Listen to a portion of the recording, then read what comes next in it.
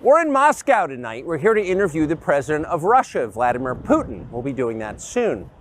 There are risks to conducting an interview like this, obviously, so we've thought about it carefully over many months. Here's why we're doing it.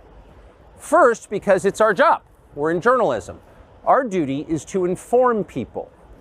2 years into a war that's reshaping the entire world, most Americans are not informed. They have no real idea what's happening in this region, here in Russia or 600 miles away in Ukraine. But they should know. They're paying for much of it in ways they might not fully yet perceive. The war in Ukraine is a human disaster. It's left hundreds of thousands of people dead, an entire generation of young Ukrainians, and it's depopulated the largest country in Europe. But the long-term effects are even more profound. This war has utterly reshaped the global military and trade alliances, and the sanctions that followed have as well. And in total, they have upended the world economy.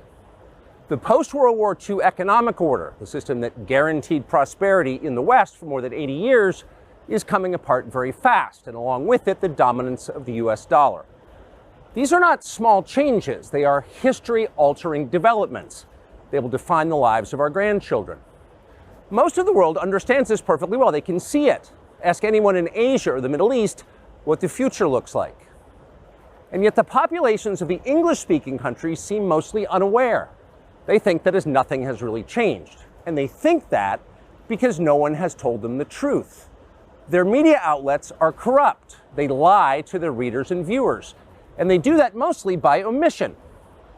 For example, since the day the war in Ukraine began, American media outlets have spoken to scores of people from Ukraine, and they have done scores of interviews with Ukrainian President Zelensky. We ourselves have put in a request for an interview with Zelensky, and we hope he accepts. But the interviews he's already done in the United States are not traditional interviews. They are fawning pep sessions specifically designed to amplify Zelensky's demand that the U.S. enter more deeply into a war in Eastern Europe and pay for it. That is not journalism. It is government propaganda.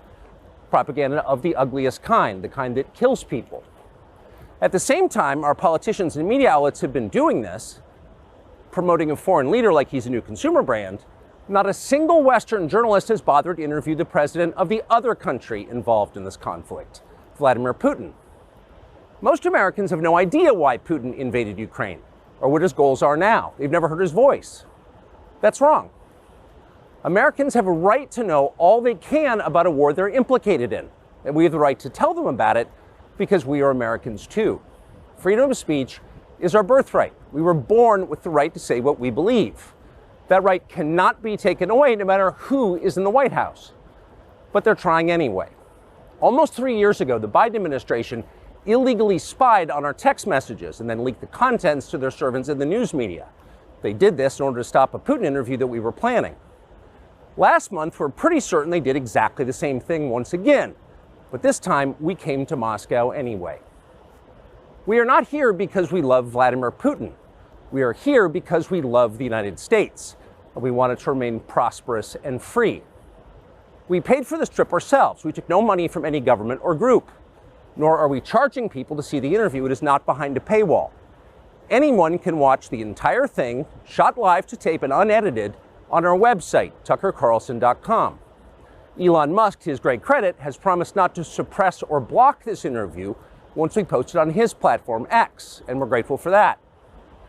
Western governments, by contrast, will certainly do their best to censor this video on other less principled platforms because that's what they do. They are afraid of information they can't control. But you have no reason to be afraid of it. We are not encouraging you to agree with what Putin may say in this interview, but we are urging you to watch it. You should know as much as you can. And then, like a free citizen and not a slave, you can decide for yourself. Thanks.